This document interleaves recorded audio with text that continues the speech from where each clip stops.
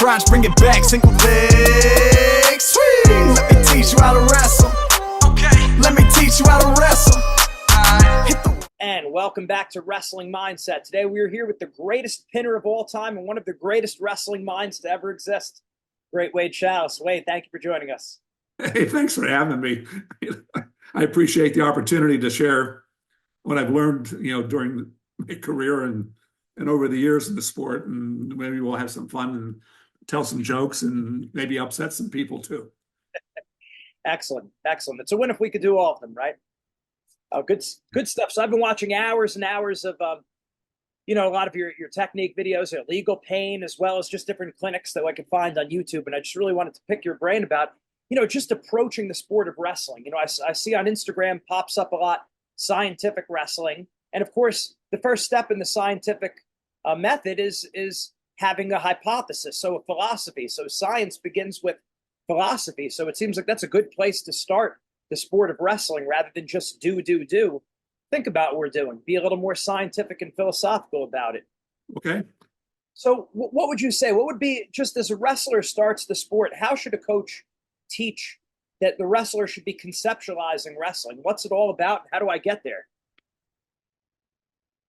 Rephrase that.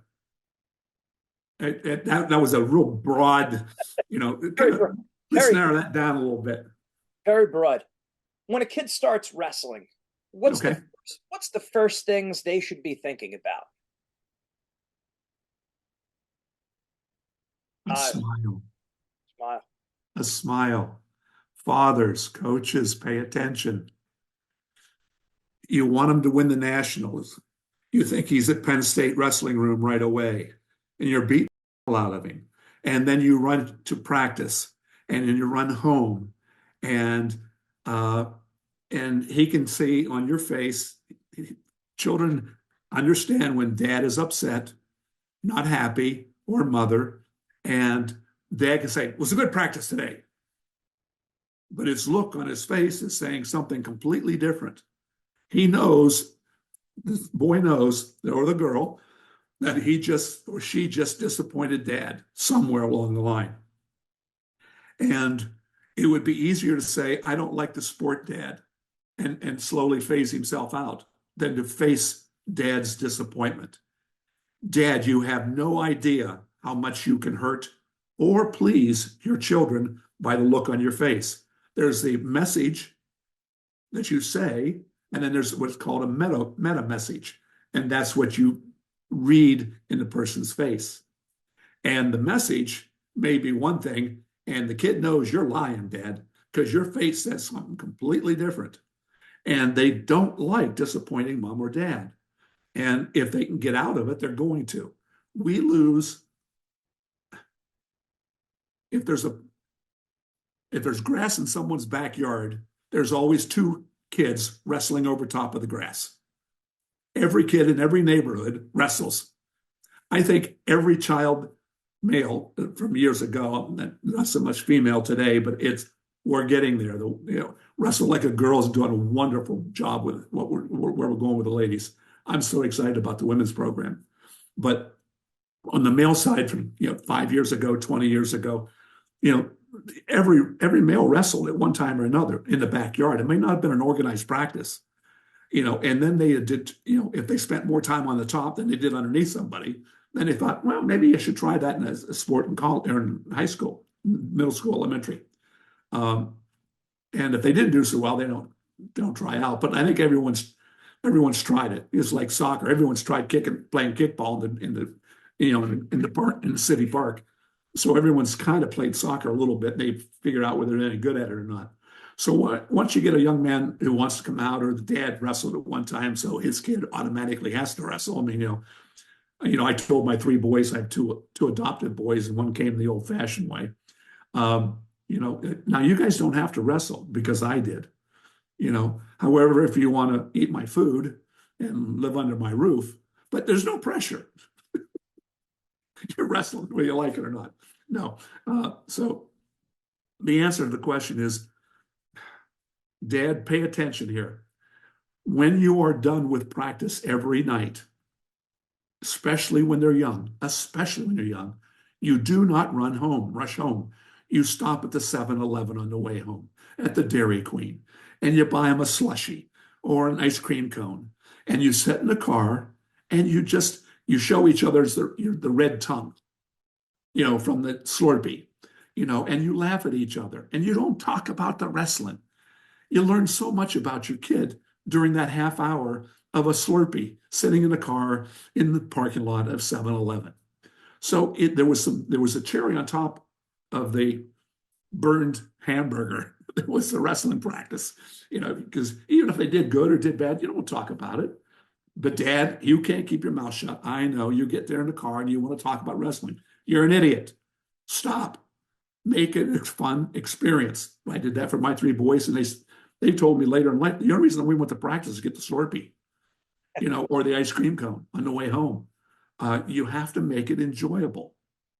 And in wrestling, what we do at the early ages, and next thing you know, coach comes up, your kid has had 3 nights of practice, 3 or 2 or 6 or whatever, something early in his career.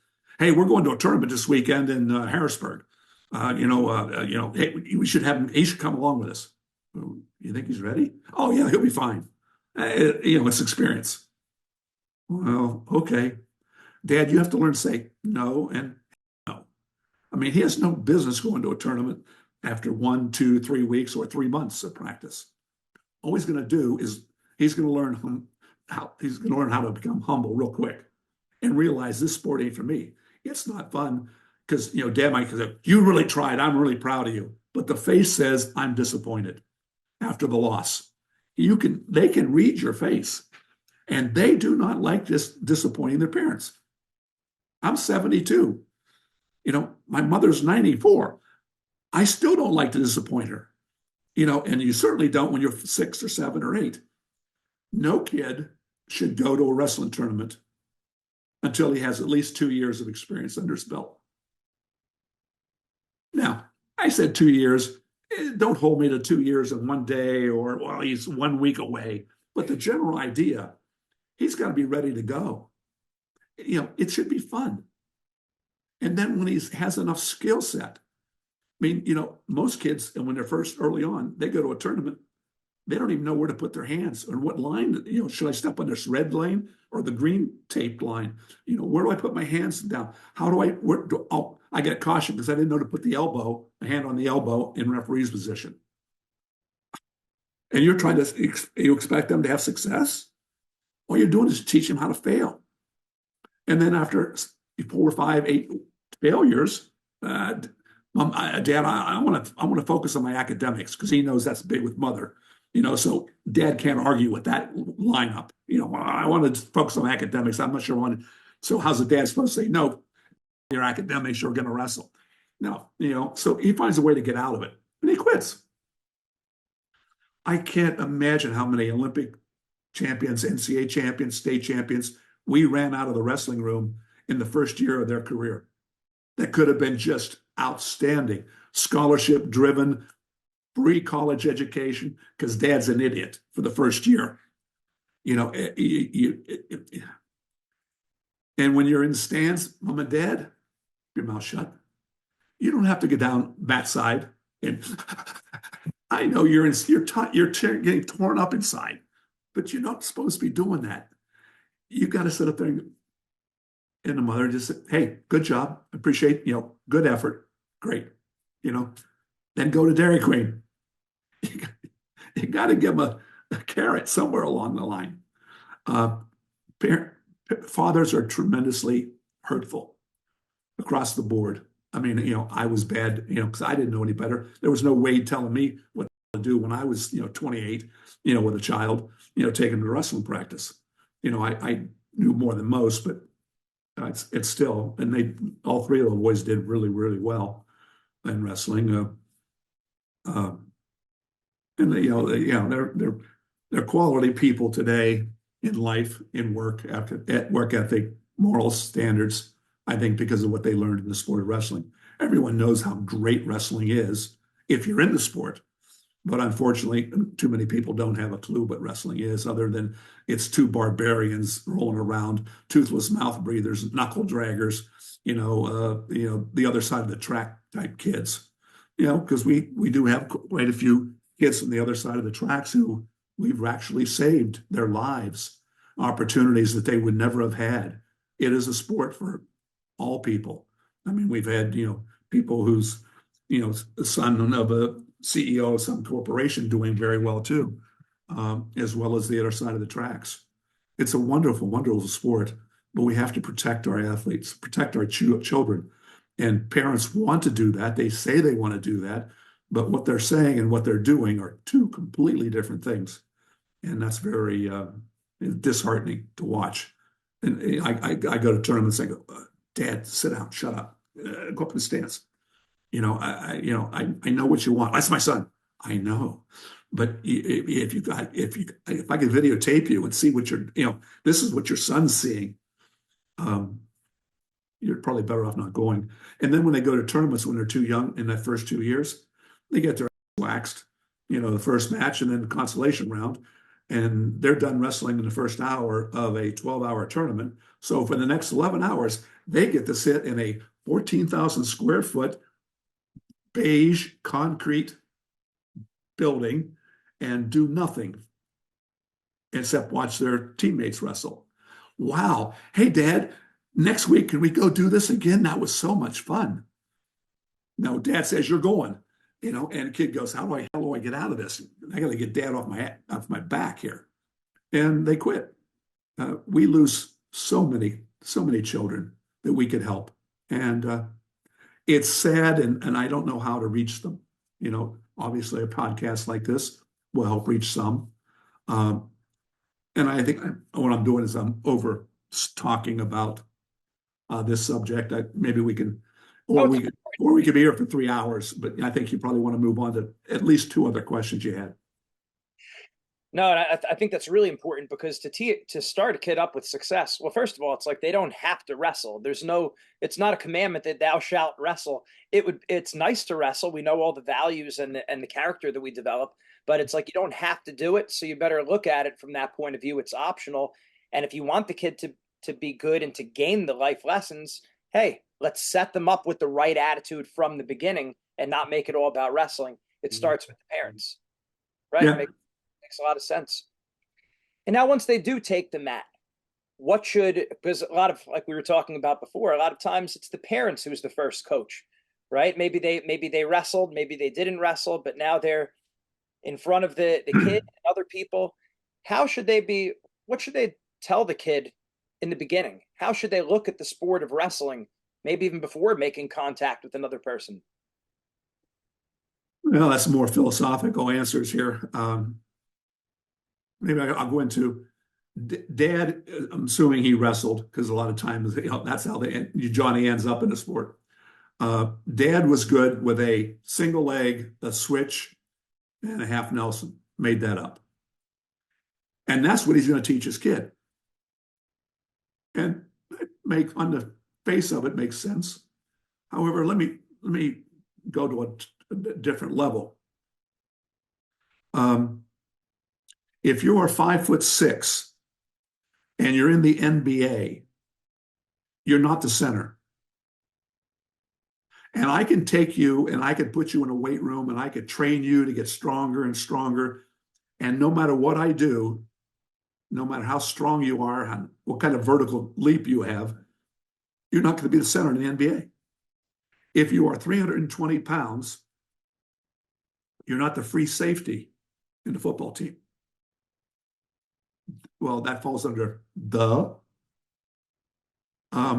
So there are certain skill sets designed for certain sports or positions within a sport. Nose guard for the 320, absolutely. Shooting, shooting guard, absolutely at 5'6", not the center. So there are certain techniques in wrestling that are designed for different body types. If you are tall in your weight class, every time what's tall? Well, when you weigh in and you see the other 8 guys in your weight class and they're weighing in next to you, are you tall or are you short? Are you medium? And that'll tell you whether you're tall or short in your weight class. Now, in 10 years, you may grow out of it. You may be short. I don't know. But right now, you're tall. There are three things a tall wrestler is really good at. He has more reach than his opponent. Longer arms, like in boxing, that's important. The reach for striking. You have more flexibility than the short guy. And you have more leverage. Reach, flexibility, leverage. Those three things are your skill sets when you're tall in your weight class. If you are short, you have three skill sets that the tall guy doesn't have. You are always stronger than your opponent. You are always faster than your opponent. And you're also always more powerful, which is a combination of speed and strength. So you have power, strength, and speed that the tall guy does not have. Now, those particular skills have certain techniques that really work well for the short guy or the tall guy. And if dad is short and you happen to get your mother's height, dad's teaching you short shit, the stuff that he did well because he was short. Well, the tall guy can't do that. So he's automatically pretending, I know a lot about wrestling. I'm going to coach my son. Well, if you don't know what I'm talking about right now, you're teaching the wrong thing. You're teaching the 5'6" guy to be the center of the basketball team. You're teaching him to fail right out of the get-go, right out of the gate. So if you are short and powerful, you attack straight in. Double leg, high crotch, short guys. A lot of success with that. Tall guys, if you teach them a double leg or high crotch, they will struggle until they retire and never get a high crotch or a double leg because of their length. They don't have the power, they don't have the speed or the strength to pull the legs in and knock a guy over with a double leg. You're teaching your kid how to lose. It doesn't work that way. Okay, short guy. He only has that far to go for a stand-up. He's explosive, power, speed. And he only has that far to go to stand up because he's short. Stand-ups are wonderful for short guys. Tall guys, it looks like you look like a newborn fawn trying to stand up. And then you get chopped back down, you try to get up and you're down again, and you can't get up. Chop tight waist. I mean, basic 101 wrestling. Chop the arm, tight waist. Well, if you're powerful and strong, that works. If you're tall and have skinny arms, you could be chopping on that guy's arm all day and you can't get it out from underneath him. So if I'm teaching you a chop tight waist as a coach, I'm teaching you how to lose because you'll never chop anybody and ride anybody with those arms. Sorry, but we can teach you other things. You can ride legs when you're tall and lean. You've got a great amount of reach. You can sting the shit out of them with a cross face because you can reach the whole way across and get that far arm. With the little short, squatty arms can't reach over there and get that. Half Nelson, you can put a half Nelson on when you're tall, but turning the guy over is a bitch when you're skinny. Short guy has a good half Nelson. Tall guys cradle the hell out of you because they can reach the whole way around and get their hands locked because they have, a 6-foot diameter circle with their arms. So there are certain techniques that really work depending upon your body type. And what coaches have a tendency to do in the wrestling room, we're teaching everybody the same thing. All right, guys, we're doing double legs. Ready? And they do a double leg, double leg, double leg. All right, stand-ups. Okay, and so on. Well, if 42% of your wrestling room is tall and 58 is short, it could be 70-30, it could be 50-50, just whatever it happens to be. If it's 50-50, you're teaching half your kids how to lose, no matter what you're teaching, because you're going to teach something that half of them can't do because they're tall versus short. What you should do, high school, college, I don't care what wrestling room you're in, is you divide your team short and tall. Okay, whatever percentage it happens to be, it doesn't matter. You teach the tall kids tall stuff, the short kids short stuff, and then say, okay, we're going to do short guys, high crotch, tall guys, swing single. If you're tall, you never go in to the tree, your opponent being the tree, knock him over. You have to go around the tree, never through the tree. Short guys go through the tree. They don't have the time to go around. They can't get their arms the whole way around the leg on a swing single. Tall guys do swing singles. They get out from underneath the tree because the tree's going to fall on them, and underhooks and encounter. So you learn to do swing singles or maybe a low.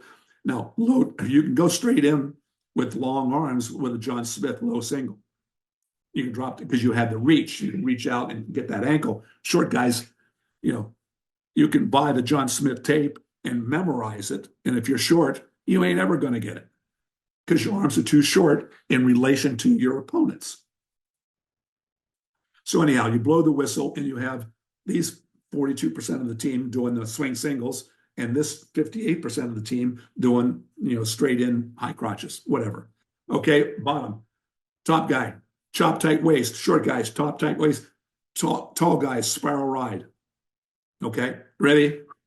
Then you drill them and they're doing two different things. You don't have the whole team doing everything that you're showing because they can't do it. It's like, teaching everybody in the football team how to be a free safety. The entire line's wasting their time back there. They're never going to be on the starting lineup in a free safety when they're over 250 pounds. Now, we see that, and everybody goes, well, that makes a lot of sense in basketball and in football. Yeah, well, I'll take that same philosophy and move it over to wrestling. It's the same thing. So parents, a lot of times, they don't know what they see. They buy John Smith's or Wade Schalles' or Kerry Collette. I think Collette has one of the best series out there. I mean, technically, there are some really good ones out there. I think Gene Mills, if you want to learn half Nelsons and pinning, Mills is really, really good tapes.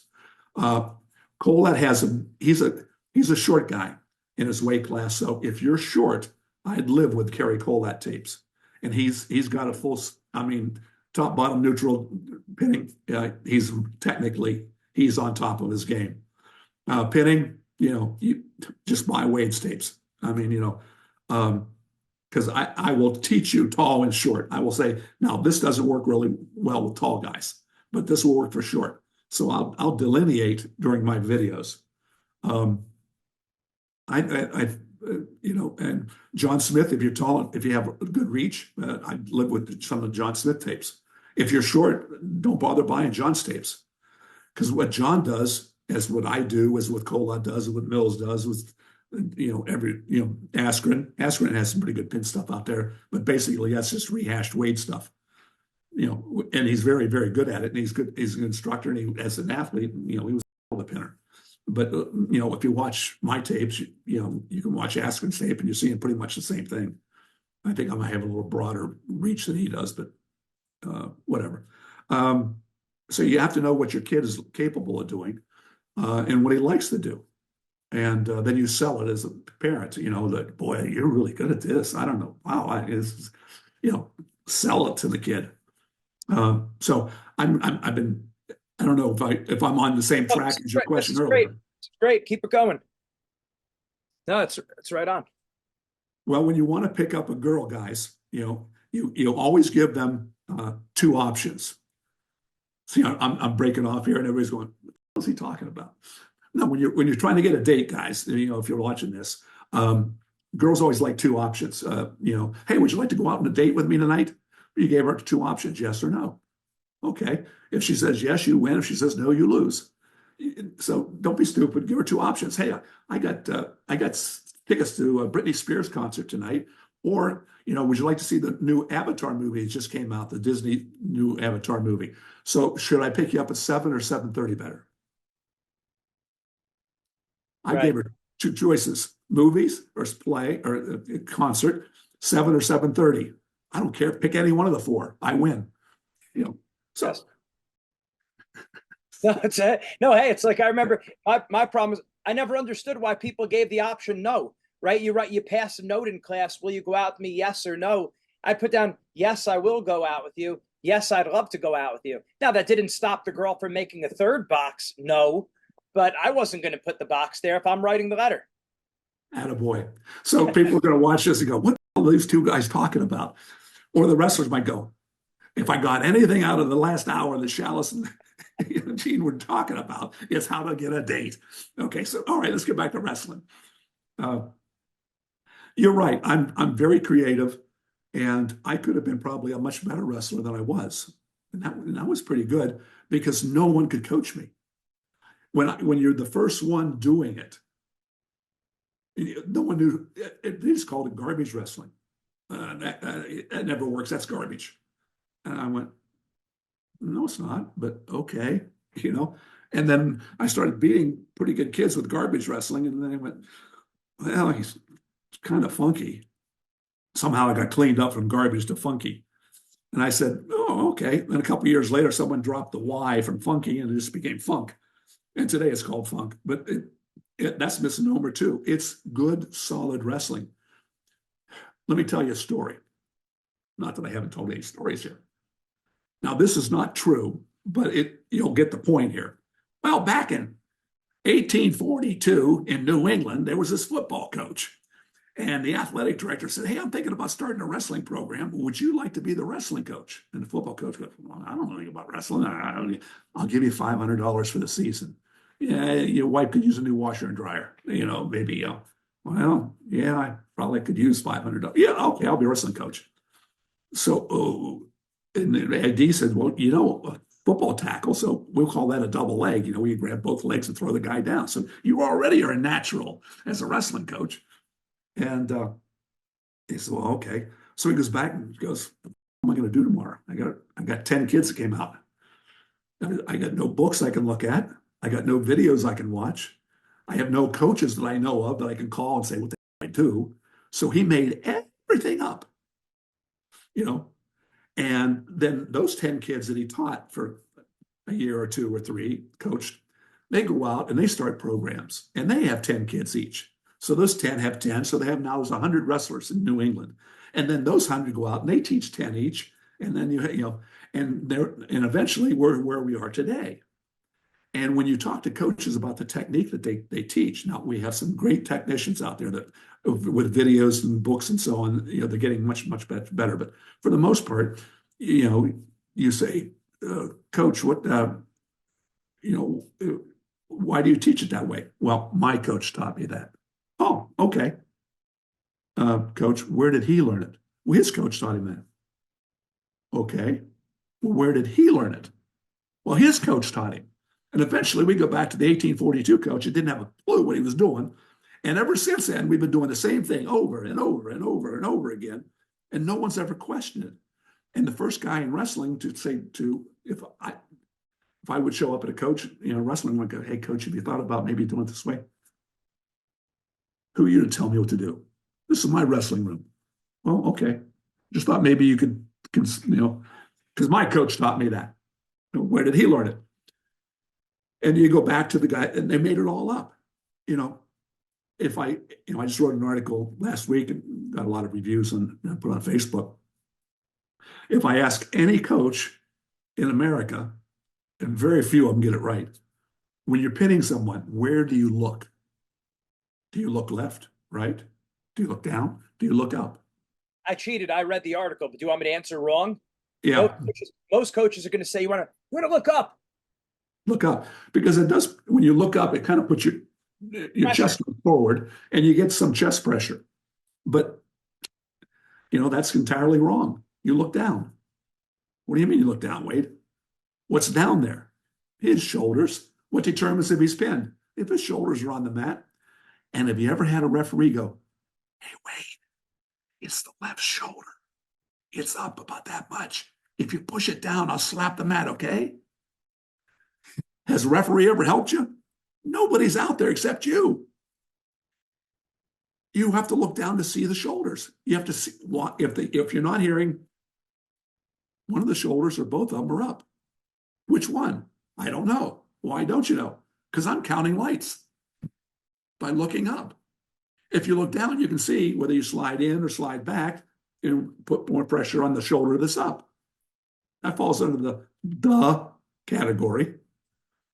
But almost all my responses were you look up. Excuse me.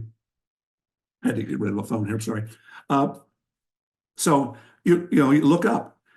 But I had to figure out all myself because no one told me any of that. So when I was wrestling, no one was around to clean up my stuff because they weren't even going to listen to it because they knew it was garbage. And the more I look at it, today, if you would watch Wade wrestle today, bring the videos, which I didn't have any videos back then, they were all photographs, or 8x10 photos in a box, and you go, real old time stuff. You go, well, Wade was supposed to be amazing to watch. He's just like everybody else today. Well, yeah, I am like everybody else today because I started all this stuff. And so it's kind of like, it is Wade stuff from way back when. It's like if you take today's Corvette, and they're really some slick looking cars now, and you teletransported that back to 1972 and put it on the road, everybody would go, oh my God, what's that? In relation to all the cars that were being driven back in 72, developed and designed back then, the Corvette of today would be so back to the future. It would just be, but you see the Corvette today on the road, no, it's a Corvette. Okay, there's a Porsche. It's normal place. So I was the Corvette in 1972 from 2022, driving the roads back then. Everybody going, oh my God, what's he doing?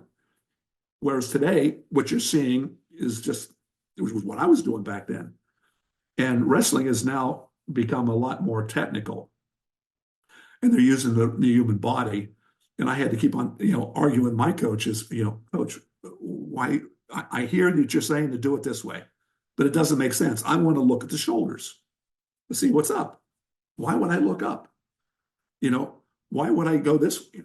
It's so easy to know which way to go if you know human biometrics or body motion in the arms and the legs and which way, Right. You sit down and look at it. It was simple to me. My mother was a medical doctor, and so I don't want to say I had any medical training, but I was around enough to watch the book. I loved artwork. My mother thought I could be an artist and do medical drawings for books. So I started playing a little bit with artwork and in the human body, and I started looking at how it moves and how it doesn't move, and then I started analyzing that to wrestling. If you could, for the people who are listening and watching now, I want you to visualize the center circle of the mat being a clock. 12 o'clock, 1 o'clock, 3 o'clock, and some person laying on his belly in the center of that inner circle. And his head is pointing at 12 o'clock. That means his feet are at 6. If I reach out with my right arm, I'm pointing at 3 o'clock. Left arm would take me to 9. Now, no matter which way I lay on that mat, whether I'm in that center circle or anywhere on the mat, my head, the bottom guy, his head always points at 12. His feet always points at 6. Period. Now, let's get back to the center circle. If he's on referee's position, hands and knees, and second thought, he's laying on his belly in a center circle. His left arm is good from 9 o'clock to 12 o'clock. His left arm is responsible for 3 hours on the clock. Anything that happens between 9 o'clock and 12 o'clock, his left arm is responsible for. His right arm from 12 to 3. Right leg, 3 to 6. Left leg, 6 to 9. So you have all 12 hours covered on the clock. 4 hours on the clock, 12, 3, 6, and 9, you have 2 appendages. 12 o'clock, left hand, right hand. 3 o'clock, right hand, right leg. 9 o'clock, left leg, left hand. 6 o'clock, left leg, right leg. So when you're working, now once you get that visual, now if I reach over like on a cross face and I get his left arm and I get him at the elbow and I pull the arm in, I'm pulled in his left arm, and that controls between 9 and 12. What direction do I run into him? What do I drive him over? Everybody in wrestling says drive at 9 o'clock. Well, he puts his left leg out there and he says, because his left leg goes out at 9 o'clock. You can drive all you want. He's not going to roll over. You're not going to break him down. Now, if you took him at 12 o'clock, I got the left arm, that's 12 o'clock. Why can't I knock him at 12 o'clock? Because I don't have control of his right hand. His right arm is good for 12 o'clock too. You always go halfway between the hours you have controlled. You have the left arm, so you got 9 to 12 controlled, halfway between the two. If you drive at 10:30, he's falling over whether he likes it or not. He can't put his left leg out there. He can't get his right hand over there at 10:30. He's going over. So if I grab his left, if I reach that cross face and grab his ankle, so I have his left ankle and left arm, what time do I drive him at? I have 6 hours controlled. I got 6 to 12 controlled because I got his left arm, left leg. So I drive at 9. Halfway between 6 and 12 is 9. Okay. So, that's if I'm riding opposite side. I always ride opposite side. So would this be the first thing, just to back up 1 second, this would be the first thing you show a wrestler, like you said, not stance and motion. You start off talking about how to pin the guy. This would be the first thing. Well, let me finish this. And yes, I'm going to that, and I may forget it, so I need you to bring me back to that. Go ahead. So once I start to know which way I'm driving the guy down, depending on what I have a hold of him here, the same thing is true when I have a half Nelson on him. What time do you drive at? You put your left hand in on a left hand half Nelson. The coach, the team, the fans are screaming, roll over. Roll him over is the key words that are wrong. If he's like a log. If you roll him over and you're on his left side, you would be rolling him over at 3 o'clock. Okay. Well, he has 2 appendages over there that says, no, I'm not rolling. He'll put his right arm over at 3 o'clock, or he'll put his right leg out at 3 o'clock, and you can't roll him over. Now, they'll put a half Nelson, they'll reach over and get a one-on-one on the other arm. That's typical of a half Nelson, far side one-on-one. Now, I've got his left arm. Roll him over. No, because you're rolling him over, you'd roll him at 3 o'clock. He's going to put his right leg out there. You'll run him in a circle for the next 2 minutes until the buzzer goes off. Then his coach goes, "You almost had it. You were so close. Keep trying." Yes. Coach, you're an idiot. No. You have his far right arm and a half Nelson. His right arm is responsible for 12 to 3, halfway between 12 and 3, 1:30. You drive at 1:30, not at 3 o'clock. You'll never get the guy over at 3 o'clock. But roll him over. They visualize rolling the guy over because the words roll him over, and they always go at 3 o'clock, or if they're on the air side, they go at 9, and it never works. So that becomes a problem. You have to understand the sport and what you see. Now, you wanted me to come back to a question which I've already forgotten, which comes with being in my 70s now, but okay, God help me. You were going there just basically when starting a kid rather than stance, motion, penetration, step. That's where I guess it all started from here. We're talking about being willing to disrupt or question the status quo. Those guys back in 1842, they didn't necessarily have a philosophy or science behind it. They just did it that way. So we just kind of follow that as if it were handed to us from on high. And that's not always the way to do it. And then a guy like you comes along, challenges the status quo, finds maybe some more efficient ways of doing things. And then, hey, now a lot of people are doing that, but they weren't doing it before, back when you came out. So that's where we go back full circle to the question of how should a kid understand the sport? What are the first things they should do? Traditional wisdom says, or custom shows us stance, motion, penetration, step. And you're saying instead we start maybe on top, bottom with the clock to look at how to pin them? Well, there's an order of instruction. And if we're teaching takedowns, I'll start at takedowns. You learn stance, elbows in, hands, halfway between your feet, your knees and your head, feet shoulder width apart. Okay, great. Do it again. They get in stance, stop, blow the whistle, do it again. Great. Now let me teach you motion. So stance, then we pitter patter back and forth, motion. Great job, stop. Okay, now we need level change because we're going to attack, say, legs. So stance, motion, level change, come back up. All right, do that again. Ready? Stance, motion, level change. Great. Now we're spending, let's say, 5 seconds on each one of the drills. So 5 on the stance, 5 on the motion, 5 on the level change. Okay, now we need penetration. So we talk about stance, motion, level change, penetration, which is a drop step into your opponent. And they're doing it by themselves, just drop stepping across the mat. Good job. All right, now, then we have the finish up where, say, we're in on a high crotch. We change off and drive them down. So stance, motion, level change, penetration, finish up. Good job. We got that high crotch down. Now, how much time do we spend on stance? 5 seconds, right? You said 5 seconds on each? Oh, the whole time you did stance, because stance was without, it was the first step in the full, right? You spent 25 seconds on stance because there were 5 phases. You spent 20 seconds on motion, 15 seconds on level change, 10 seconds on penetration, 5 seconds on the finish up. Where are you best now? Stance. Where are you the finish? What's the most important part of the takedown? The finish. You got to towards coach. Right.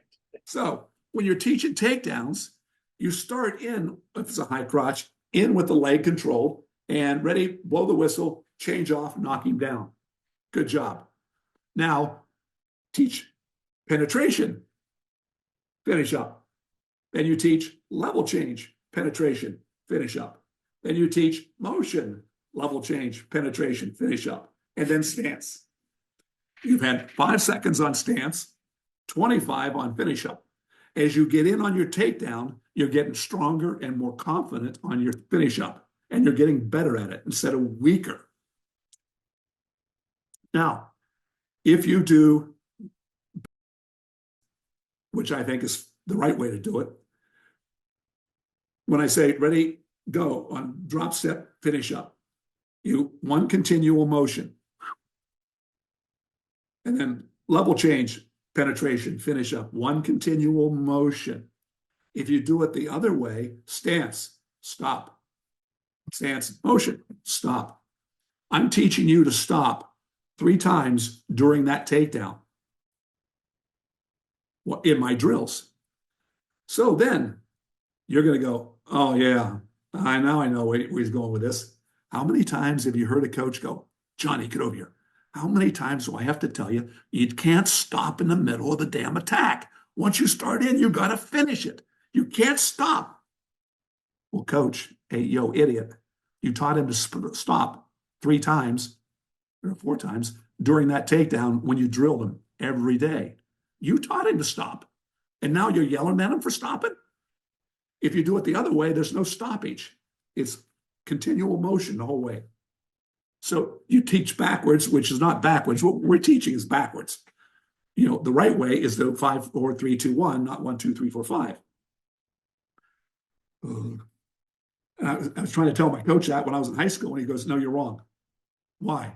Well, the coach back in the 1842 told me that, you know, I was going, Coach, you can't explain it to me. This doesn't make, I had the clock back then. I was going, why am I going at 3 o'clock when I need to go at 10:30? I don't understand. And back when I wrestled, you had to pick up an ankle, reach back and get tight, near side tight waist, pick up an ankle and ride the hell out of it. And you could drop them down, sit on it, you know, and there was very little stalling back then, you know, called like today, you know, you got just start counting when you grab his ankle. And you could, you know, you could live on the guy's ankle back in the day. I said, why do I want to go back there? He said, well, that's the way I taught you. Well, where did you learn it? Well, my coach taught me that. Well, where did he learn it? I said, where the strength of the human body, what part of his body is the strongest? His neck, his shoulders, his arms, his biceps, his buttocks, his thighs? The answer is his buttocks and his thighs. The midsection, the core of the human body is the strongest part. Hey, coach, have you looked at me in the shower recently? I'm not a farm kid. I got scrawny arms. You want my scrawny arms to go grab his big, thick thighs and try to hang on to him. What are you, brain damaged? That doesn't make sense to me at all. I want to be up on top of his damn head where he breathes, the brain thinking, oxygen, blood flow. I want to shut that down. I want to get up there where he's weak. So I want to ride up. I'd get a near side one-on-one. I'd be up, hanging on the back of his head, and trying to drive the front end down. I'd get back on his legs. No, that makes no sense, coach. And then you get into, I told you to do that. I'm your coach. But no, I can make him quit up here. I can't compete with his buttocks and his thighs. Not with these arms. Anyhow, so you're changing the philosophy and knowing what your strengths, what your weaknesses are. Now, in the order of things, I think every kid, every coach, and I will argue to them blue in the face, you start teaching your kids wrestling on how to pin. And you start with the same that you did that with stance, motion, level change, penetration, finish up. You start with the guy on his back with the cradle on him, or the half Nelson, or the bar arm, and you teach him, the kid, how to hold him on his back from that position. Ready? 10 seconds, go. And he has to reposition himself on top to try to pin the guy. Whether he does or not, I don't care. But that's what he's learning. And then I put him on his side with a half Nelson. I have a half Nelson. He's laying on his side, not on his back. Ready? Go. And then you have to drive him over and hold him on his back and try to pin him. And then I have him go to the belly, put the half Nelson on. Ready? Drive over, hold him down. So we 3 phases there, and we're constantly going. There's no stoppage either. It's 3, 4, 5. Drive him over, put him on his back. And then I put him in a high crotch position where I'm backs up and I got my high crotch on. Okay, we're going to change off to a double, drive him down on the way down, not when he hits his belly. We're putting a half Nelson on him. And then you're going to drive him over and you're going to pin him. And then we do penetration, change off, jump is on his head, pin him. Then we do level change, penetration, finish up, pin, stance, blah, blah, blah. So we're backing up. So instead of teaching 5 positions, stance, motion, level change, penetration, finish up, we're teaching, if you do those 5 things right, you get 2 points. Take that. Oh, sorry, today 3 points. Sorry, I'm living in the past. Okay, the rules committees, they have no clue what they're doing. But anyhow, if you do 5 things right, you get 2 points. If I throw in a 6th thing, stance, motion, level change, penetration, finish up, half, you get 5 points or 6 now. So if I teach you 5 things and you get 3 points, if I teach you 1 more thing, you double that. Why wouldn't you learn a 6th thing? So, I'm trying, and when you do that 6th thing, you have an opportunity to terminate the match where you might have got your kicked. The time is now to take your mindset to the next level with Wrestling Mindset. Make sure you go to our website, wrestlingmindset.com, and sign up for your free trial session today. Don't wait any longer. You want the mental edge right now. When you sign up for the free trial session, you're also going to get a copy of our free ebook, Building the Predator Mindset. This book has helped thousands of people build confidence, relax under pressure, get motivated, and build mental toughness in wrestling, school, and life. Make sure you sign up for your free trial session today. By this kid, but you happen to catch him. That's the other thing they said about me. He's a garbage wrestler and he catches. He can't beat anybody, but he catches a lot of people. So that diminishes what I was doing. So okay, fine, I catch a lot. Did I get my hand raised? Was I smiling when it happened? Okay. So you start with pinning and you work your way back.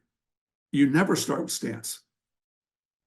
Because if you ask the coach, show me your teaching, what you're going to teach this week, next week, your synopsis, your paperwork. He's planning on stance, motion, level change, penetration on a single leg, duck under, whatever, fireman's carry, whatever his favorite was. And whatever his favorite, if you have a heavyweight wrestling coach, unless he's really intelligent, he's not going to be very successful, because he's going to teach a fat man roll on the bottom, and how to belly bounce on the front top, Greco a little bit. He's not going to teach a single leg, double leg, fireman's carry, duck under, because he never did that. He's not going to teach a switch. He's going to teach a side roll, because that's what he was good at. Well, only maybe 25, 30, 40% of the team is going to be good at a side roll. So he's teaching kids to lose. He's not broad-minded in, I have to divide the team up. What are they good at? What are they not good at? And I have to I don't need you to sit down, and if you have 32 kids, have 32 lesson plans, one for Johnny, one for Bob, one for Dave, one for Adam, one for Susan. But you can at least split them up into two, tall and short. Now, there are more, you can break that down if you really want to get technical, but, at least split them up to tall and short, and then teach tall stuff and short stuff. Stand-ups on the bottom. Short guys, they only have that far to go to stand up. And they're strong and powerful. They can explode like a stick of dynamite, and they're on their feet, cutting through, and they're, teach them stand-ups, yeah. The tall guy, he can't ever get up.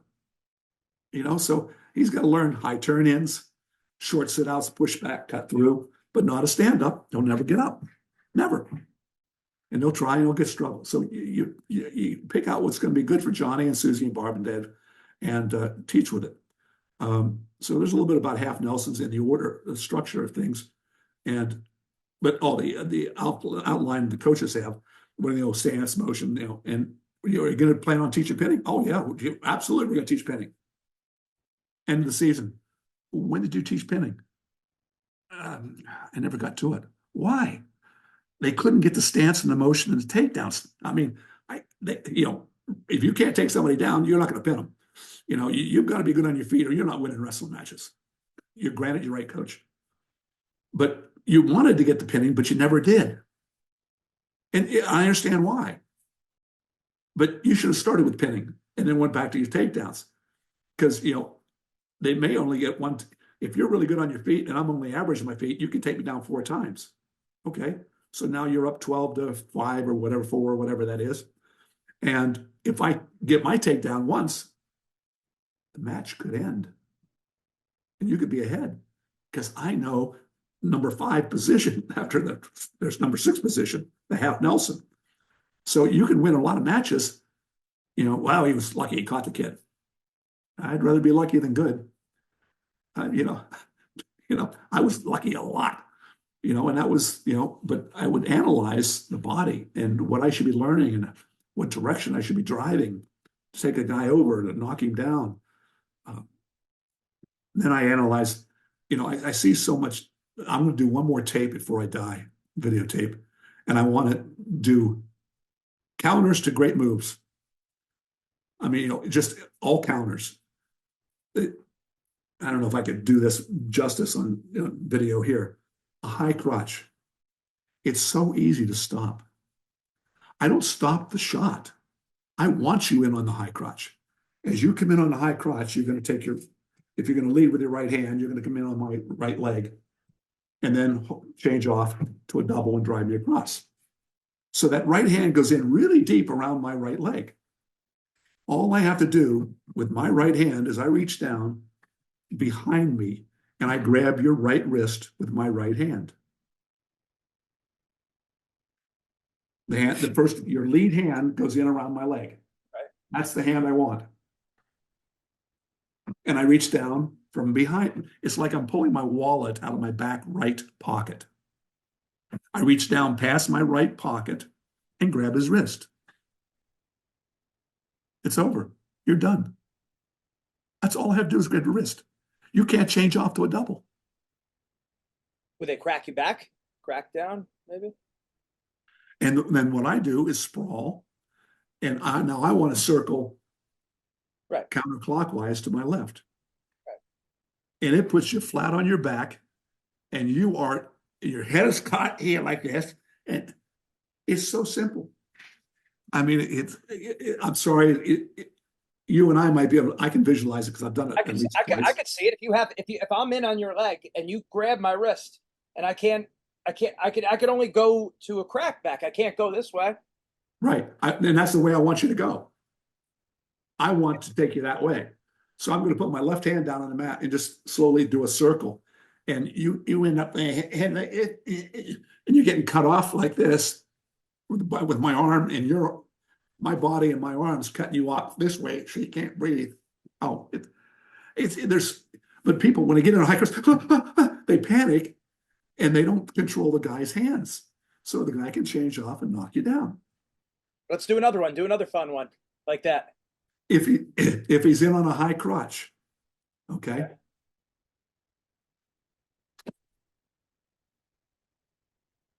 How much you can see here? Okay.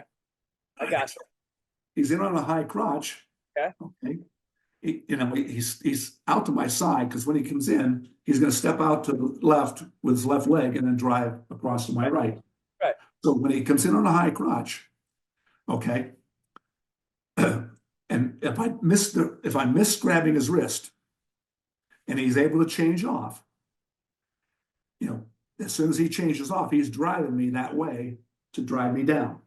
So as soon as that hand comes across here, I grab it with the other hand. I can't grab it with the right hand. It comes across, I grab it with this hand. Boom. Okay. Now, okay, so my left hand. Got it. Okay. Now he's over here on my right side, going to drive me to my left. Right. So if you look at the points,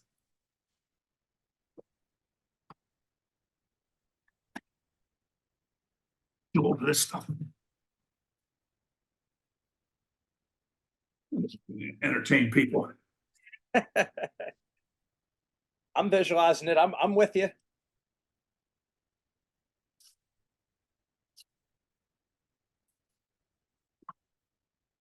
All right.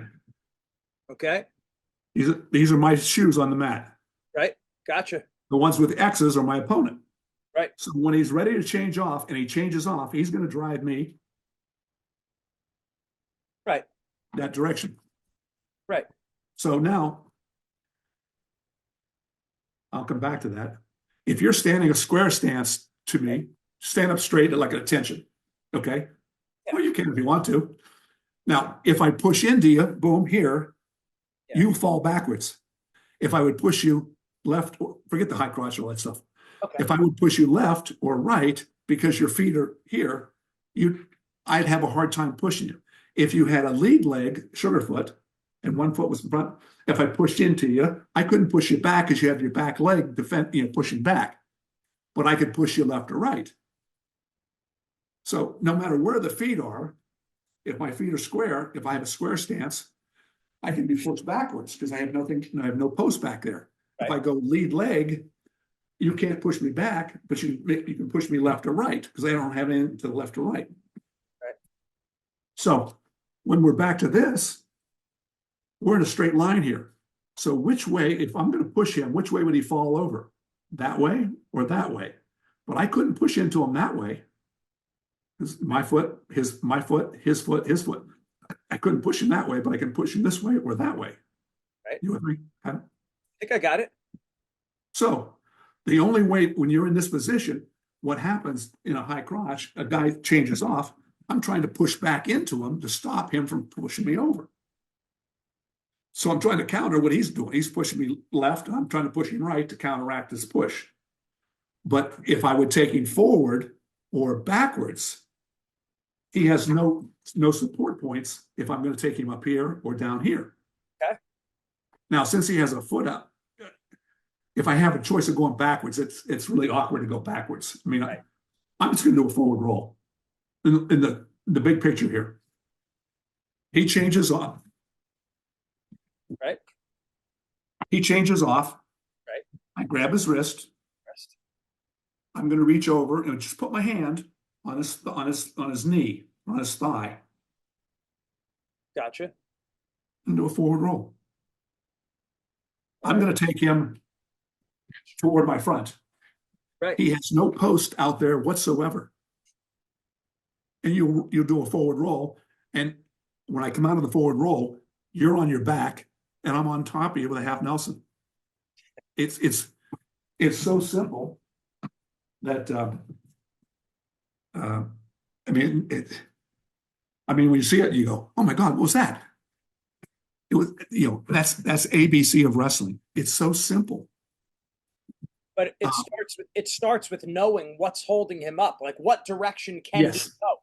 And that's Yes. what we're not used to thinking about. We think in terms of moves, not in terms of which direction can he go. Do I have that right? Absolutely. Absolutely. That's it. How do we train that into them? It's not hard to train it. You change the language, change the philosophy. Once you understand the clock, and where the posts are, because most of your wrestlers will take their volunteer, they'll take their post away from a certain position. You just got to figure out which. If you have a table and you take a saw and you cut one of the legs off a table, the table will not fall. You put any weight over that one corner where the leg isn't, the table will fall. So what you have to do is just say, okay, I have 2 hands, 2 legs. I got 4 legs of a table. If I'm standing up, I'm a 2-legged table. If I'm referees, I'm sitting on a 4-legged table. Really 6, because I got my knees and my shoes down.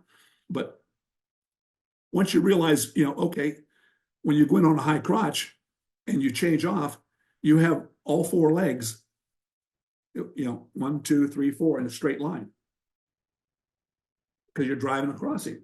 Okay. So as soon as he starts to change off, he's vulnerable falling to his left or to his right because he has no support points out there. He's good going this way, but he's not good going this way. So I want to make him go the way that he's not designed not to work. If a guy has a sugar foot, pushing into him doesn't do you a damn bit of good. Moving him left or right does. If he has a square stance, push him back or pull him forward. Taking him left or right with a square stance, you can't move him because his points are out to the left and right. You can't take him that way or this way because the points, you have him this way, you can take him left or right. So you're saying even in general, if you look at the guy you see he's got a square stance, that's going to impact what you're looking to, how you're going to break his balance. Versus if he comes at you with a stagger stance, that's going to impact how you make contact and how you look to break his balance. Yeah.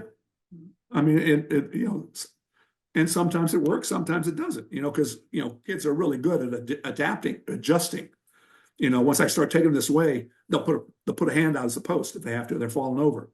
They learn to, when you fall forward when you're a little kid, when you're really young, 6 months, 8 months old, you fall forward. No one told you to put your hands out. He got a bloody nose because he fell flat in his face. And after at 1 year of age and 2 bloody noses, when you're falling forward, you put your hands in front of you, dummy, or turn your head when you're coming down. You learn that. You learn those things. And wrestling's the same thing. It's pretty easy to figure out. But what I try to do is eliminate my athletes who I'm coaching from getting bloody noses. I know they're going to fall. So before you fall, let's practice. Let's get down on our knees and fall forward, and don't put your hands out. Boom. Is that fun? No. I would teach them how to fall and put their hands out in front of them. Because so when they do fall, when they're 8 months old, they at least they know to turn their head, because it's never fun smacking your nose flat. Wrestling is not that difficult, but the most important thing for parents and coaches today is have an open mind to be willing to change some of the God-given rules of the road that really was made by a football coach who didn't know a damn thing about wrestling in 1842. Because so much of that today is what we wrestle with. Right. No, it makes sense. And now when you talk about training the kid to their body type, the taller guys, the shorter guys, right? Would you do that right away with the kid? I mean, I could hear a lot of coaches, and even inside, I'm thinking, well, what if a kid grows? The kid could start off as a shorter guy and then move to be a taller guy. Yes. And this really, and I appreciate it, and I am frustrated by it. I appreciate coaches being creative and thinking, well, what about this? Okay. But I get frustrated by coaches always saying, I don't like it. Or what about? When I'm teaching, when I write my articles and so on, I'm taking wrestling, which I believe sucks. Now, we're winning in worlds and things like that, but we could be dominating. But our high end people are high end, and I don't need to fix them at all. They're already high end. I mean, that's great. And I have no idea where I was going with that. What was I talking about just before that? Just in general about. Oh man, now you made me lose it too.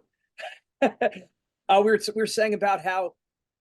Okay. What about if the kid grows? And you were saying, yeah. Okay, I got it. Coaches are really good at trying to figure out how to beat you with the technique. They analyze, we got this team this week. We got to learn how to stop their inside switch or their cradles, or you take risk of finger control. Okay. Maybe come back to that, hand control versus finger control. We'll come back to that later. And coaches always, what if this happens? When I write and I say, this is what we need to do for the rules committee, or I beat people up verbally or written, is they want them to start thinking out of the box. Wrestling, I think today, I'm making this number up, is at 42%. It's failing miserably in its test to survive in America as a competitive sport that fans want to pay money to go see, like the NFL, NBA, Major League Baseball, soccer. Wrestling, USA Wrestling Nationals took place 2 weeks ago, was it? Something like that. And the wrestlers were in Dallas. To have wrestling. There's no wrestling fans in Dallas. But that's beside the point. The wrestlers outnumbered the fans at the national championships. The wrestlers outnumbered the fans at the national championships. And we think we're okay. We're doing well. Like we are. Are you paying attention here? No, wrestling's fine. Look what we're doing for the youth of America. Well, look how much we could be doing for the youth of America. We're not on TV. Well, yes, we are with the NCAAs every year. Well, okay, one time a year. Because some ESPN does do a couple things every now and then, but nothing. They should have a match every Friday night or Saturday night, all season long. Penn State, Iowa, Oklahoma State, Nebraska, whatever. The Wyoming Seminary in Pennsylvania versus Cleveland St. Ed's, or I don't know who the other teams are that are good. I know what Wyoming is, or Blair Academy. They should have those matches, but they don't. We think we're doing well, and we're about to get clobbered with this NIL money. What's going on? Where's the athletic director getting this money from? They're going to start dropping non-revenue sports, and the ones they're going to drop are the ones that spend the most money. And wrestling is up there as a well expending non-revenue sport. And we don't have one program in America making money. Penn State and Iowa lose money every year, even with the number of fans that they have.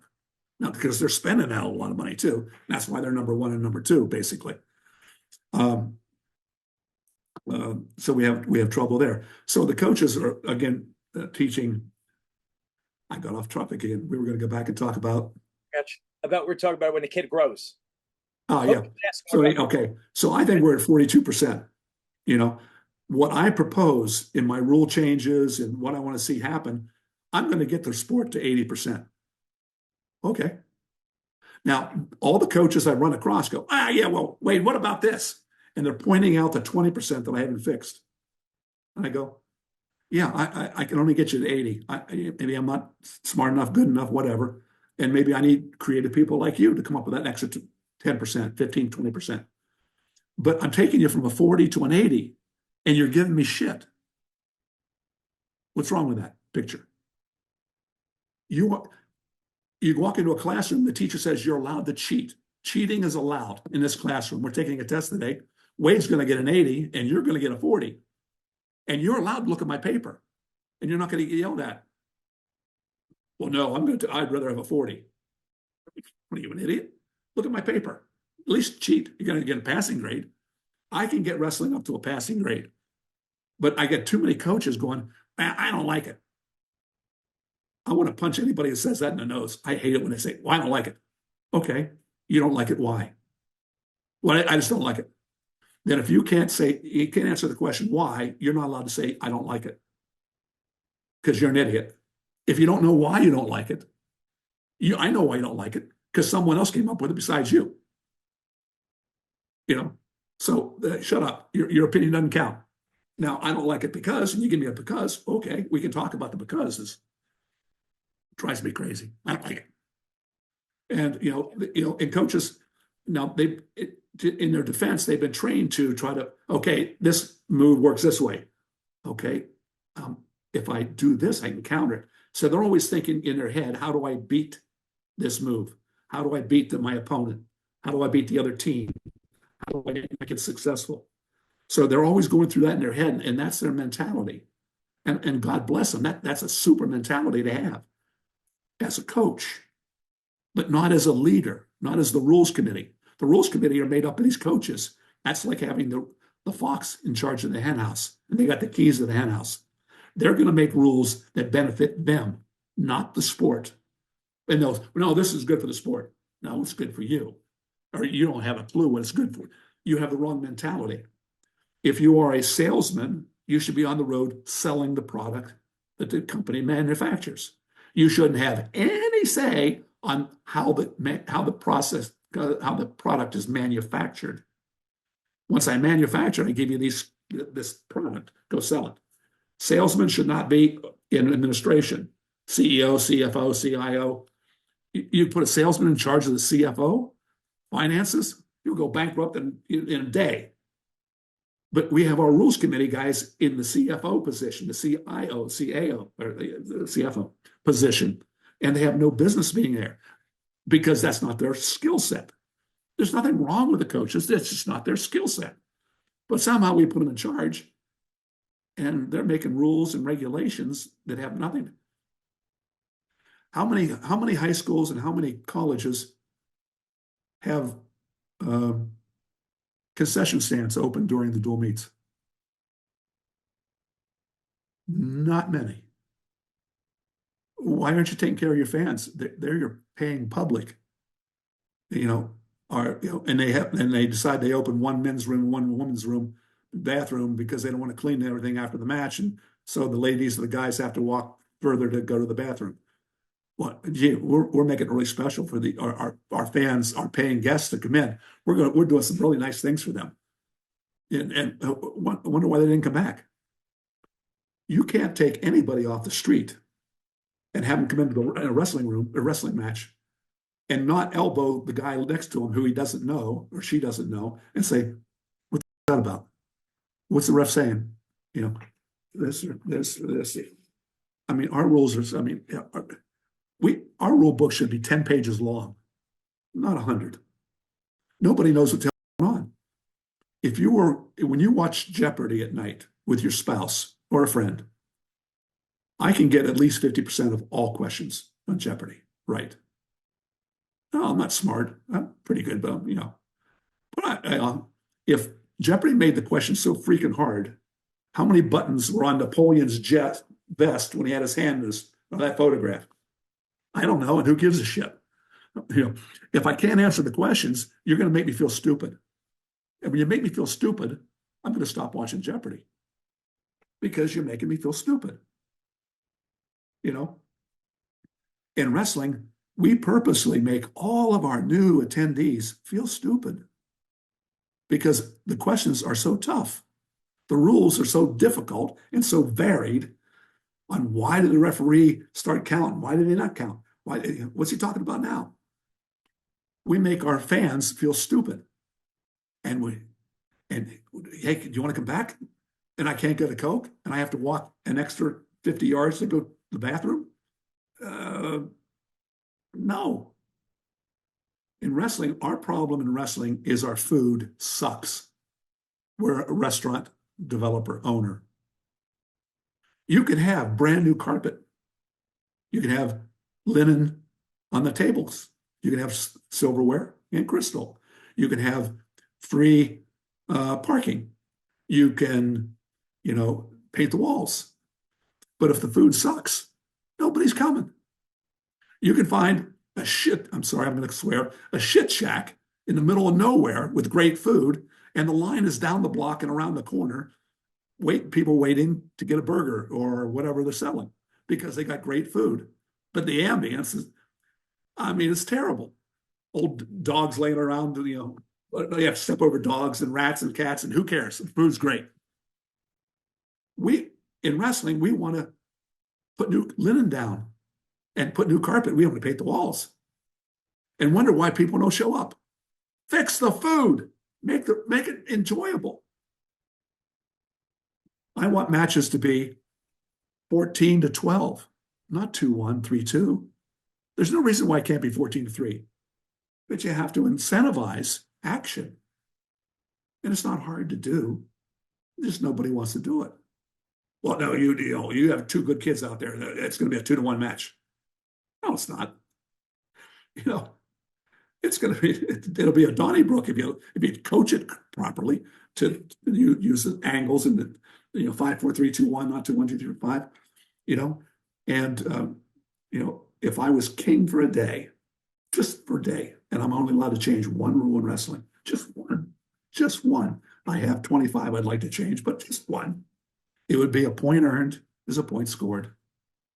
Every sport in America, except wrestling. Every sport in America, let me repeat that. Every sport in America, except one, wrestling, does it this way. You score a basket. 2 points go up on the scoreboard for your team. You score a touchdown. 6 points go up on the scoreboard for your team. You score an ace. I get 15 love. I hit a grand slam. My team gets 4 points. In wrestling, I can outscore you 14-2, and now they allow me to have 3 points for that. Or no, it's 4 points now. I lose 8 or 9 points because that's not the way we do it. And people that come for the first time scratch their head. Huh? What? It should be, if you earned it, your team gets it. You lose 8-4. My team gets 4. The other team gets 8. That's what everyone's used to. No, wrestling has to be socialistic. Win by 1 point, you get 3 team points. Win by 7 points, you get 3 team points. Yeah. Why do I want to go to 7 when I can win by 1? Right. Because I have to open up a little more to go 7 points. I have to risk a little bit. So why am I risking it when I don't have to? All I give a shit about is getting my hand raised. 1 point, 12 points, 28-point difference. Hand in the air. But if a point earned is a point scored, coaches are going ape shit on the sideline. Take him down again. Put him on his back, damn it. Let him go. Take him down. Come on. I need more points. Because for every point that my athlete scores, I get up on the board. Coaches are not screaming at their athletes to wrestle. They're screaming, down block, play the edge, take half shots when you're up by a point. Just run the clock out. In the third period, if it's 5-1, everyone's going to the bathroom, going to Coke. They're talking among themselves about what they're going to do after the match, because nothing's going to happen for the next 2 minutes. The guy is down by 5 is already laid down and quit. The guy's, Good point. And there's no incentive for the top guy to turn him over. Good point. What do you make a pin worth then? All right. Now, defaults, disqualifications, and pins are different. Forfeits? Or forfeits. 15 points, because that's what you can get. You get a 15-point difference, you have a tech fall. You're winning 20-5, match ends. One team gets 20 points, the other team gets 5. He's earned 20. He's created action. That's why the NBA went to 3-point arc outside the 3-point shot instead of 2-point. Incentivize to take those, because I yawn when I watch a layup, unless it's a boom slam. But if you can shoot a 3-pointer from half court, oh, that was great. I as a fan like that. So make it more points so I can incentivize the athletes to start learning to shoot 3-pointers instead of 2-pointers. So you can please me as a fan who's paying the money to come back next week and watch the game again. We don't incentivize in wrestling. It's socialistic. So the answer to your question, 15 points. If I'm winning 8-2 and I pin you, 8 plus 15 is 23. I get 23, you get 2. You get the 15-point separation there. Now the pin really means something. Oh shit. There's going to be half Nelsons, headlocks, cradles all over the place. Because if there's a pin, there's no points. You just get 15 straight up, right? Well, if you put a guy on his back, you're going to get at least count before the pin. So you might get 2-point near fall plus a 15. You get 17. Oh, okay. Okay. Now they go, I can't do that. I can lose 2 matches out of 10. Penn State, Sanderson says, if I get pinned in 2 weight classes and I win 8, I could lose a duel. Yeah. And your point is, Cale? What's your point? Well, that's not fair. Well, it's fair in football. It's fair in basketball. How many points does the tackles, guards, center, defensive halfback, linebackers make? They don't make any points. Quarterback makes almost all of it. So reward the producer. The producer, the guy's getting pinned. If you can only teach 8 kids on your team to win by 1 or 2 or 3 or 4 points, and you can't teach them pinning, you should probably be replaced as a coach. I mean, I lost 2, won 8, and these guys beat me. But one 6'11" basketball player in high school, surrounded by 4 average basketball players, will have his team in the playoffs and maybe a state title. A great quarterback or a great running back in high school will put his team with an average team in the playoffs. It's a good point. Tennis, you play singles and you play doubles. One guy scores 2 wins out of 7. They have 5 matches and 2 doubles. He's doubling his score. Why don't we have heroes in wrestling? Where's our Babe Ruth? Where's our just any of the names that are great out of Mark Spitz? The second. Well, let me finish the 15-pointer. So you get now.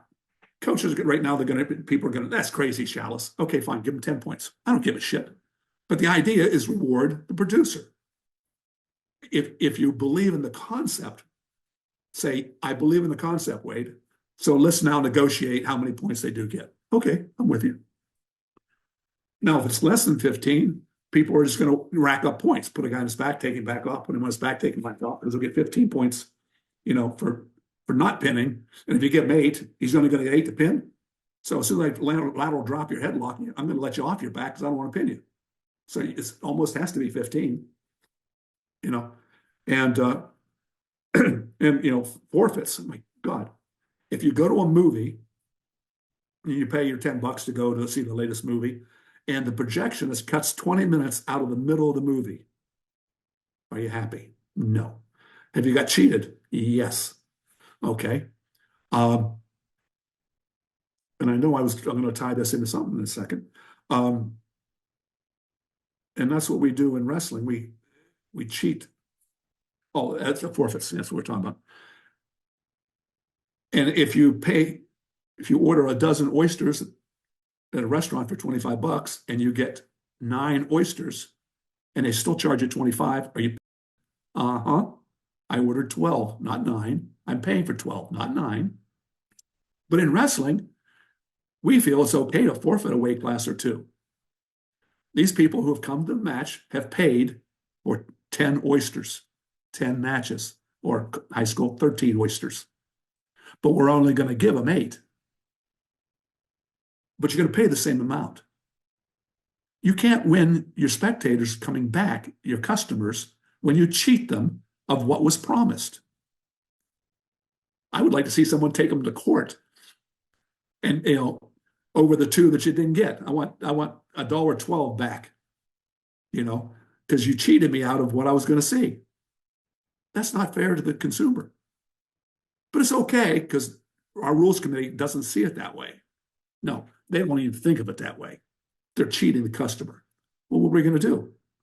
Well, it's simple. You forfeit a weight class, you lose a duel. We still have the duel. We still have scores individually, but the match is already over before it starts. You forfeit, you lose the dual meet. You can't play with unless you play with 4 players in basketball. You forfeit the game. You can't play with 9 people on a football field. You forfeit the game, and they don't even then play the game. Right, and technically, it's more than $1.12 that they owe. They owe $1.12 times everyone in the building who paid for it. Yeah. That's the idea.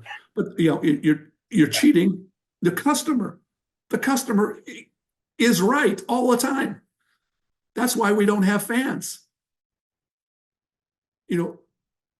We have less than 500 fans per dual meet on average out of the top 10 teams in America. Penn State, Iowa, Oklahoma State, Northwestern, Ohio State, Nebraska, whatever. Whoever the top 10 teams are this year, and you average up all the fans that come in for all their dual meets, you don't have 500 people. How do you survive with less than 500 paying customers when you have a Penn State's budget? I don't know, $1.5 million. I don't know what they spend, but it sure as hell more than $100,000. We're so deep in the hole, and no one even thinks. I don't think anybody that listened to this video knew that, because no one looks at the numbers. I'm not a CFO, but I know enough to look at the numbers. And I know what my customers want, base. So, second rule I would add in there would be you're allowed to, what we call it, doubling up. You're allowed to double up 3 times a year. Anybody on your team may wrestle 2 weight classes in a dual meet, but no more than 3 times a year. I'll cover the 3 in a minute, but so you can wrestle 125 and then stay out on the mat for 133, or come off the mat and go back out for 141 because you need a little break. Why not? What's wrong with that? If you were going to watch the Los Angeles Lakers, and you get your kid all excited for watching LeBron James play, and he goes out and he plays for the first 2 minutes of the 2 hours, and then they bench him for the rest of the game. Is anybody in the gym happy? No, no. They are upset. I paid to come watch LeBron James, and you benched his ass after 2 minutes. That's what we do in wrestling. Get him off the mat. Get our best athletes off the mat. We don't care for you as customers. We don't give a shit what you think. We don't care that you come. Don't come. Because all the coaches care about is whether they win the dual meet, win the tournament. They don't care who's in the stands. The more people in the stands, the more responsibility he has to make sure the bathrooms are open, they're clean, the concession stands are taken care of. They got people, more than 2 people taking tickets so that flow of people can come in and back out quickly. And the coach doesn't want to have to do any of that. So he doesn't want fans. He just wants to win the dual meet. He just wants to have people at the NCAAs at the end of the year, if it's a college level or at the states and high school level. And I can see their point of view, but sometimes you got to force uncomfortable things on people. Sometimes you have to clean around your desk when you're working during the end of the day or whatever. Anyhow, doubling up. Now we're making heroes. And now you have a LeBron James type person in wrestling. When you can beat the third placer in the NCAAs in one weight class, go up and beat the NCAA champ in the next weight class and beat his too. Now we're talking about front cover of Sports Illustrated. Do you know in the history of Sports Illustrated, there's only been 7 people that had an article in Sports Illustrated for wrestling? I'm one of them. And we haven't had one in the last 40 years or 30 years in Sports Illustrated. Why is that? Because no one gives a shit about wrestling except us. We've got to start thinking about the sport and stop thinking about me, I, and what we need to do for the sport. In business, you need to have a CEO, a CFO, a CIO. You take those three people and you pull them out of the corporation and you have a boatload of directors. The company fails. There's no leadership. There's no decision-making at the top. There's no, this is where we need to go. You have no marketing guys. Well, how are you going to advertise that? How are you going to sell anything? You need to, we understand the corporate structure and why you need each particular. In wrestling, we only have directorships. We have nobody above director making decisions about marketing that pertains to everybody in the sport itself. We have nothing with CIO, CFO making decisions, overseeing, and have a board of directors that have nothing to do with the company other than they get a pretty nice salary on the side, and they're not in these, but they're making business decisions. In wrestling, we have the head of USA Wrestling, but he doesn't give a shit about the NCAA. We have the owner of Win Magazine, but he doesn't care about what Ohio State's doing in wrestling other than to write about it. And that's not his responsibility. We have the NWCA and the head of that executive director there. His job is to help coordinate what goes on with the coaches. He doesn't have any decision making about what happens up above. We don't have anybody above the director level overseeing the sport. Football coaches do not tell anybody when they're going to play the football game, at what time, on what field, on what day, or what rules they're going to use. They don't have any say on that. They say, coaching, kickoff's at 1 o'clock. You're going to be at the Clemson Stadium, for the kickoff, and these are the rules. Have a nice day. Go coach your kids. Our coaches make all those decisions, and they don't have a clue what they're doing. They're not professionals in those areas. We have so few marketers in wrestling. I'm probably one of the best ones out there, and no one asks my opinion about anything except you now. I do some other ones of these too, but we need to regroup what we're doing here. And back to the art of doubling up. You can only double up 3 times a year now. And I have to put that in for this reason. I don't want to have, Lee from Iowa go out at 25 and 33 every dual meet because the 33-pounder, why do they need a 33-pounder? What if Lee gets hurt? They don't have a 33-pounder because the 33-pounder has already quit. Why am I working out to sit on the bench and never get to wrestle? Because Lee's wrestling all my matches for me. So he quits and they don't have one. So when Lee gets hurt, they're forfeiting 25 and 33 now. But if he goes 3 times a year, the 33-pounder will go, well, okay, I understand why they're moving him up. I'm not going to wrestle this match. Out of the 35 matches we're having this year, I'm going to miss 3 of them. Okay. But he's not really upset because the 3 that they're moving him up against, he probably was going to lose to anyhow. So it'll probably help his record. And now the coaches, strategy-wise, now the fans are up there going, there's no strategy for the fans. They just have to watch the wrestling. What's Kale going to do? God, is he going to put RBY out there in the next weight class and use one of his 3? Wait a minute. They're down right now by 12 points.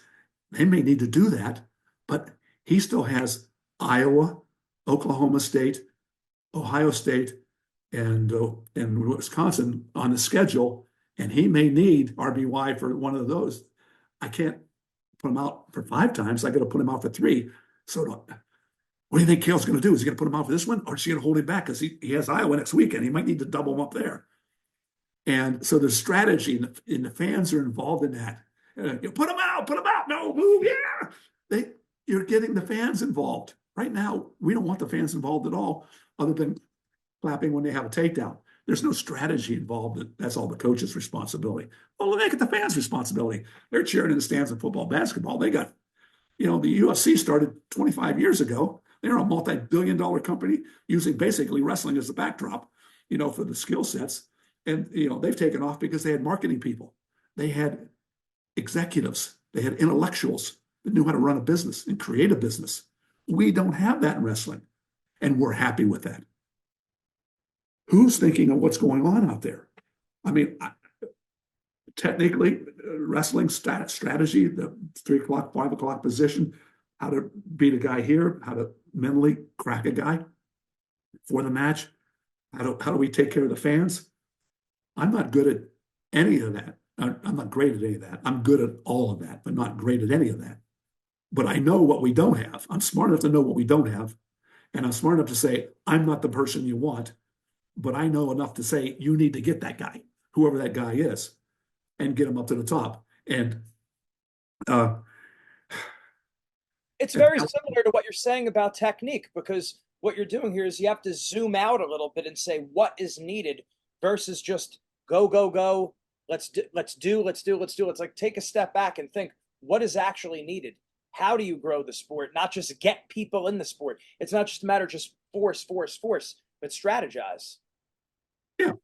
And why doesn't wrestling have any ties with charitable organizations like Wounded Warriors, Tunnels to Tower, Make-A-Wish Foundation? Because we have no leadership. Leaders would see the benefit of that. And no one wants to do that. Well, why is that important, Wade? Well, when we lost the Olympics in 2013, was it? Is when they voted us out. Oh, shit. We were scrambling, but we had to scramble among ourselves. We didn't have any allies. What's an ally? Wounded Warrior Project, Tunnels of Towers.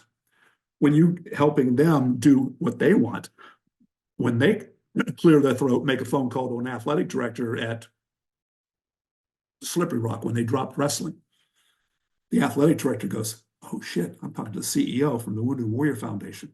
And the Wounded Warrior Foundation CEO is finally saying, you might want to rethink this because, I can make you have a pretty miserable year, with little publications of what we're doing on why this wrestling is the only team at Slippery Rock that is giving to Tunnels to Towers to help our wounded warriors and our service people who lost their lives, and they want to drop wrestling. That hits the news.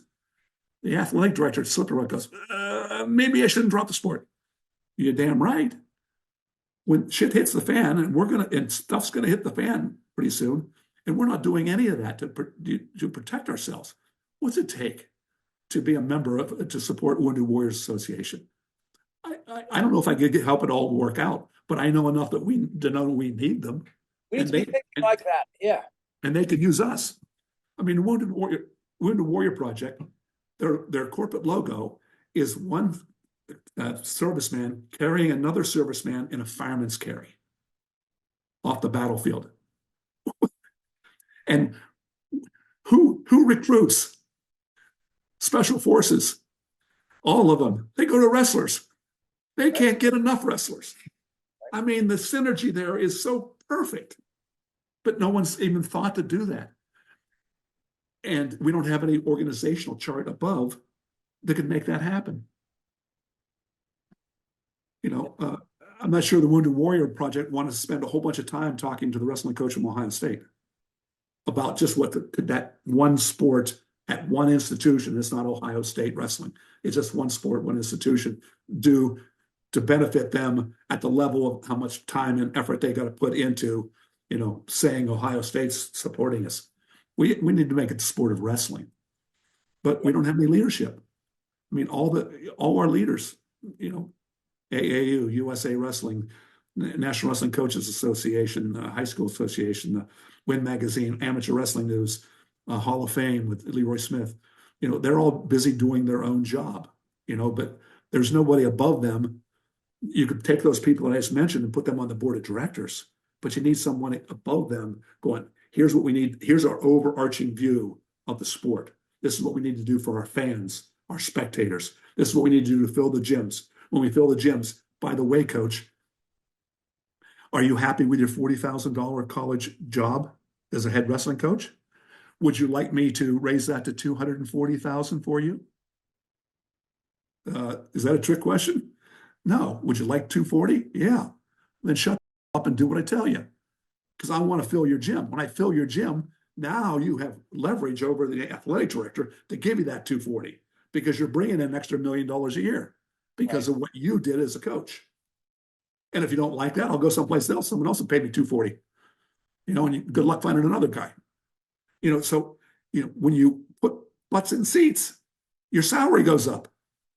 And if you can't understand that, coach, let me talk to your wife. I'm sure she'll explain it to you. That's right. That's right. And that's why whether you're coaching or whether you're managing an organization, you have to be looking at the big picture, not just micro level. No, that's huge. And you can't come in with a wrestling coach mentality, because you're always going to make decisions based on the wrestling coach mentality of W's and L's. And that's not what's good overarching for the sport. Right. And that's, Right. and I'm not trying to belittle any coach. He's an engineer. I'm not going to the hospital and have him surgically remove my kidneys or my spleen or whatever. Right. You need the right people in the right places doing the right things for the right reasons. Yeah. That's And right now the rules committee is all wrestling coaches basically, and they get together and they're making rules in the 3-point takedown rule. And you mark my words, at the end of the year they're going to come back, because they've caught some shit over this, the 3-point rule. Hey, look what we've done. We increased the total number of points scored in every match by 30%. Really? Congratulations. Because you went from 2 points to 3 points, you up to 33%, and you only went up 30%. You can't, charge $5 for a hamburger instead of $3, and then crow that you brought in more money. Okay, what you've done, you're going to have more points on the board, not more action, more points on the board. And you're saying, look, I got more points up there, but no more action. 3-point takedown, 2-point takedown, same number, same amount of action. But what you have now is you diminished back points and you've diminished pinning, because it's easier to get to a tech fall now than it is to pin. Okay.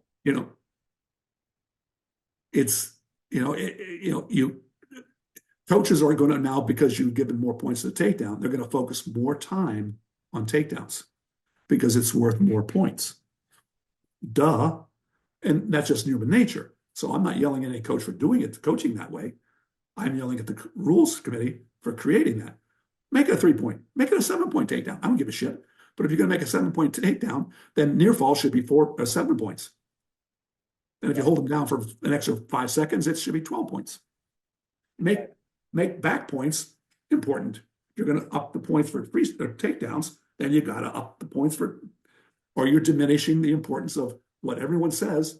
The object of wrestling is to pin. They say those words, but then the rules say the opposite, like the politics today. The border is secure. Really? If you've been watching TV, these people they say one thing and they do another. We're looking out for the betterment of the sport.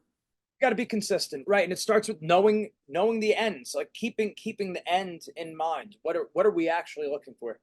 No, it's great. It's a lot of great points. Well, it's very apparent that we need to do a part 2 of all this, because there's still a lot more I could ask you.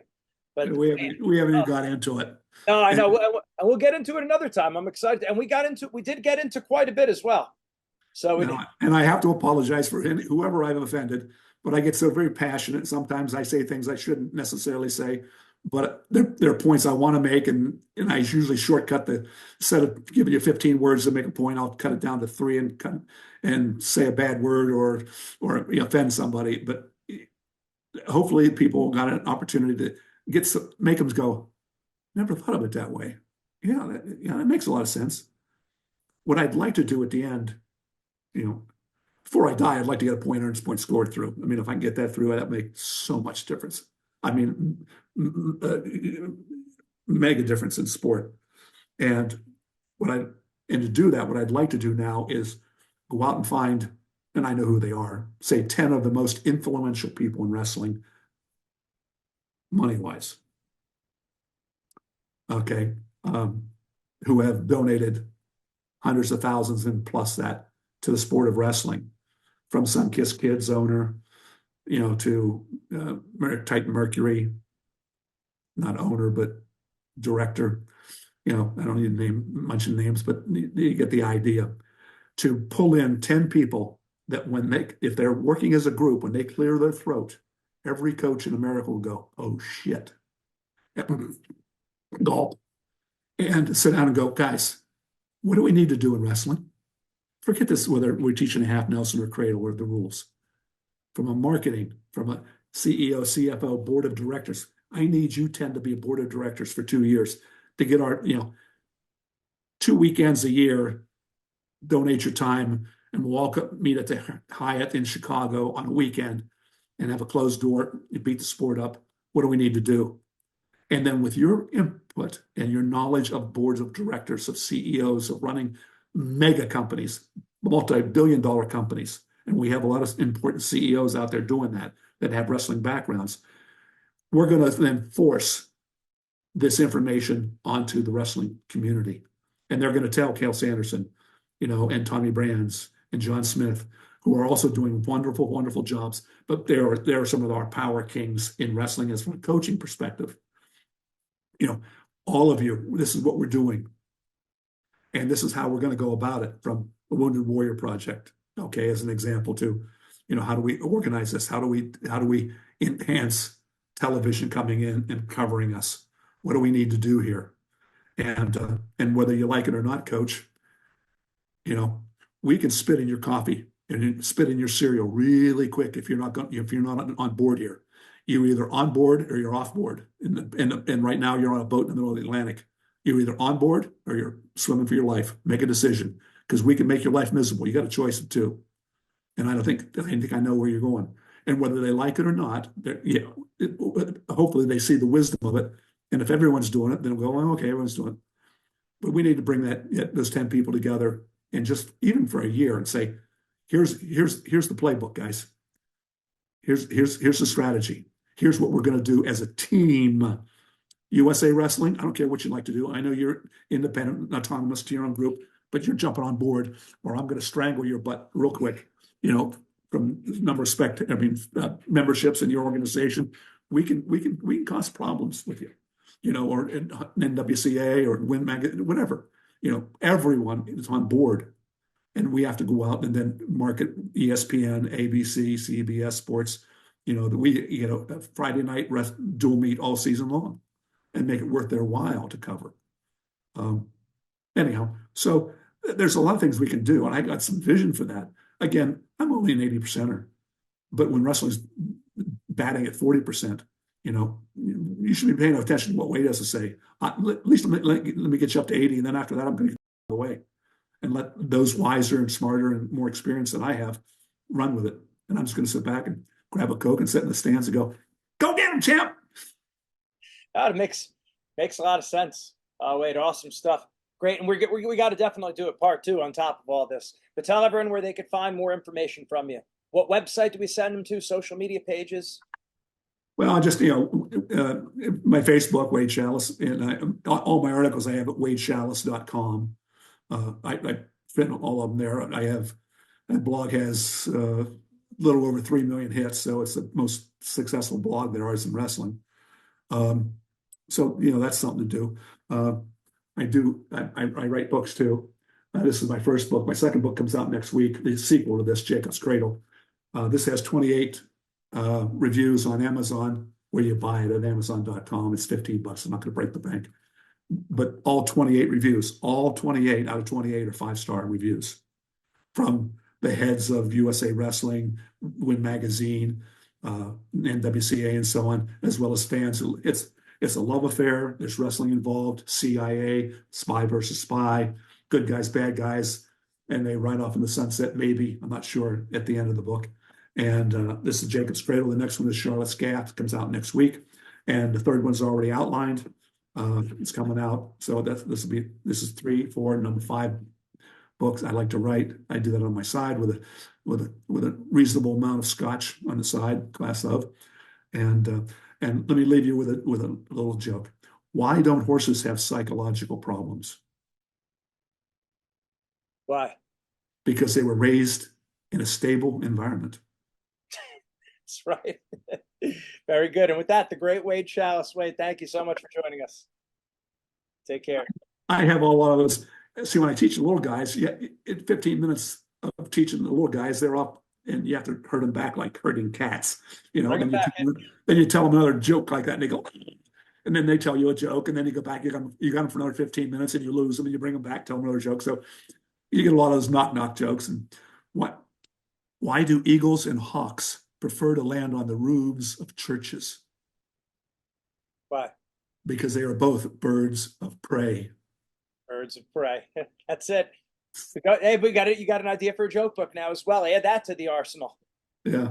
And anyhow, I'm having fun. I've really enjoyed the sport. I've had wonderful coaches and great opportunities and wonderful people that have been there when I've fallen over to pick me up, dust me off. And I owe so many people, Bub at Clarion, obviously Neil Turner, the late Neil Turner, he was great. My high school coaches, my dear friend who started me in wrestling, Gary McCarthy. Without him, I don't know where I don't know where I'd have been. But there's been so many people along the way, and I've watched, listened to Kale talk, and I've learned things that he doesn't even know that he's taught me. And just little things I pick up on contemporary people today. And I mentioned Kerry Colad being one of the best we've ever had. And there's so many people like that. Rob Cole is probably one of the best administrators we've had in the sport of wrestling, who's now coaching at North Carolina. He left Stanford, went back to his alma mater, and you watch North Carolina will be on top of the game real quick. It'll be a lot of fun to watch what happens there. But God bless everybody. Happy New Year. I do appreciate it. Take care.